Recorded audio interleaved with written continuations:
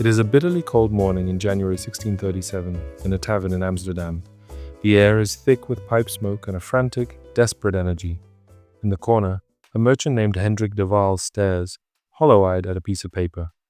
It's a futures contract for a single tulip bulb, a Semper Augustus, its petals a breathtaking cascade of white and crimson. Just weeks ago, that paper was worth a luxurious canal-side house. It was his family's future. Hendrik didn't have that kind of money, of course. No one did. So he borrowed. He used a small amount of his own savings and a massive amount of someone else's money. He leveraged himself to the hilt, betting the value would only climb. But the whispers started, and then the panic. The market vanished, and now that contract in his hand is worthless. But the debt? The debt is very, very real.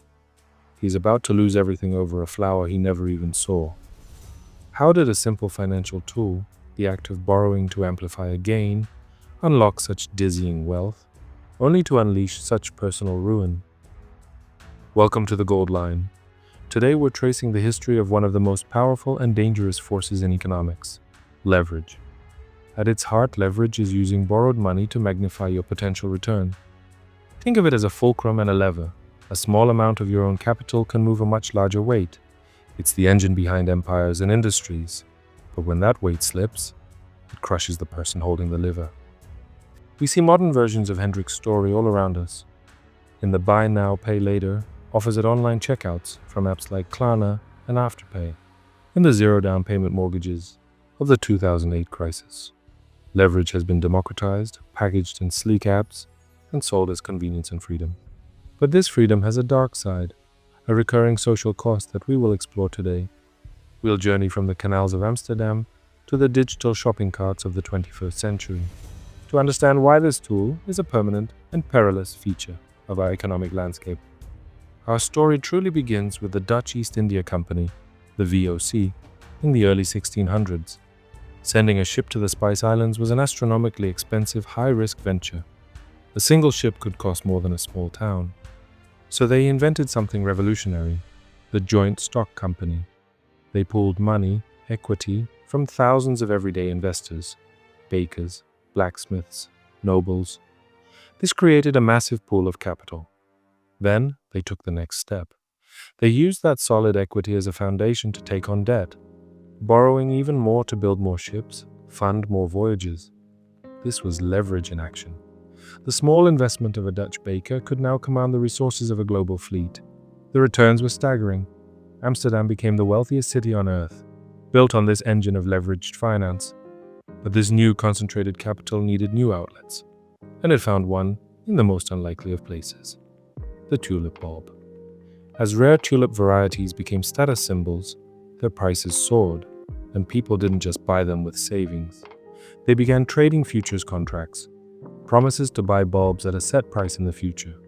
You could control a contract for a bulb worth a fortune with a tiny down payment. This was margin trading, a pure form of leverage. For a time it worked beautifully. The upward spiral of the leverage cycle took hold. Prices went up, so people borrowed more to buy, which pushed prices up further. It felt like a perpetual money machine. The entire Dutch economy seemed intoxicated by this easy wealth. But leverage is a two-way street. It amplifies gains, but it magnifies losses exponentially. All it took was a single failed auction, a whisper of doubt, and confidence shattered. The downward spiral was even faster. As prices stuttered, lenders got nervous.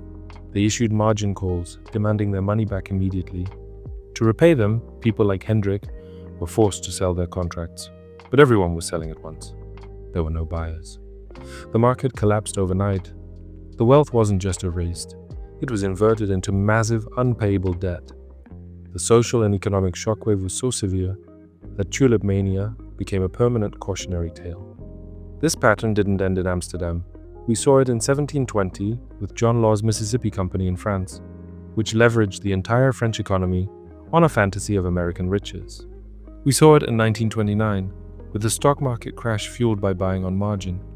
And we saw it in its most devastating modern form in the 2008 global financial crisis.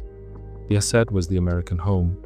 The leverage was hidden in complex financial products, bundles of mortgages sold around the world. People bought homes with little or no money down. Banks leveraged themselves 30 to 1 on these assets.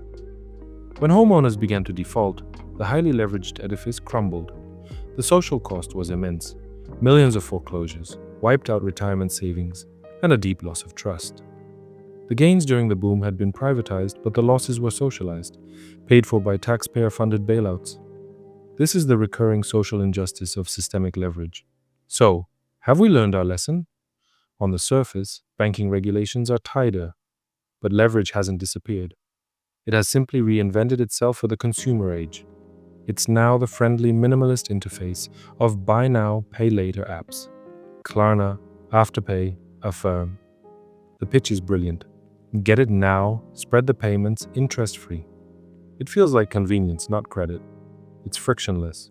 You're not taking out a loan, you're just clicking a button. But you are leveraging your future income to consume in the present. The parallels to history are stark. Just like the tulip traders, BNPL users make a small commitment to acquire an asset now, betting their future self can cover the cost. The companies are leveraging their own capital to fund your purchase, betting you won't default. And the social problems are a haunting echo. This model disproportionately targets the young and the financially vulnerable, the modern-day Hendricks, dreaming of a lifestyle just beyond their means.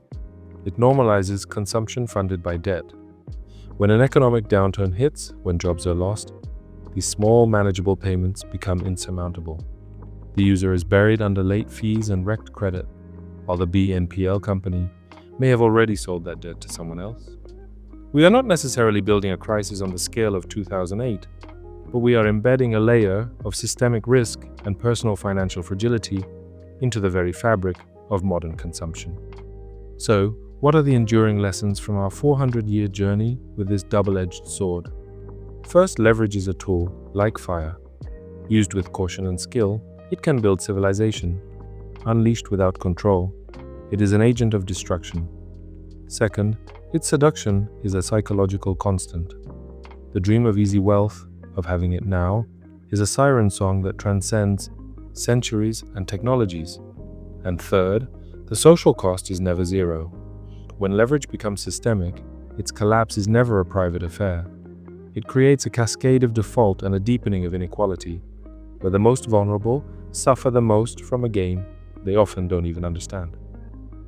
We stand today in a new gilded age of leverage, from BNPL to crypto to corporate debt. The tools are faster and more accessible than ever, but the fundamental mechanics of the leverage cycle have not changed. So the question we must ask ourselves is not merely, can I afford this payment? The more profound question, the one history begs us to consider, is this. When the next economic tide goes out, will we be left standing on solid ground? Or will we be exposed, once again, as the ones who were swimming naked? This has been the Gold Line. Until next time, understand the past to navigate the future.